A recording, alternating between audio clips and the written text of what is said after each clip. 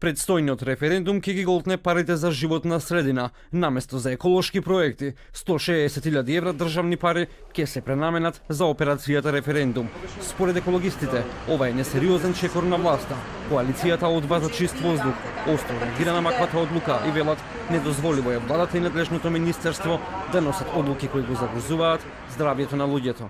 Направена е пренамена на средства во две категории, значи по 5 милиони денари од категоријата токму за мониторинг и за инвестиции на животната средина, значи станува збор некаде од прилика за 160, повеќе од 160.000 евра. За сега да го скратите ова министерство од тие средства кои што секој денар им е неопходен, покажува само немање на слух за еден од основните права на граѓаните, правото на здрав живот и чист воздух и едно оглушување, така да кажам, на константните барања и молби на граѓаните овој проблем да се свати сериозно и да му се пристапи во сериозно решавање. Жителите од Железара со денови водат битка за чист воздух на социјалните мрежи.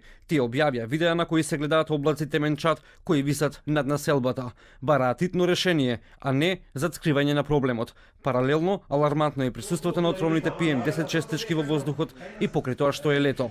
Заменик министерот Јани Макрадули вели дека нема индиции за загадување во скопската населба Железара. Инспектори на терен ќе утврдуваат фактичката состојба. Според Макрадули, парите наменети за референдумската кампања се минорни, кога се во прашање аспирациите на Македонија за членството во НАТО и Европската Унија. Буџетот што го имав незголемено за 2018 година ќе претрпи намалување, но сакам да уверам дека тоа не се од делот кој што е наменет за борбата со аерозагадувањето. Не би сакал да ги вагам работите, бидејќи се е важно, значи битно е и референдумот сите да имаат шанса да граѓани да се изјаснат од аспект на демократија, од аспект на транспарентност и државата треба да овозможи еднаква шанса сите да може да го изјаснат своето мислење.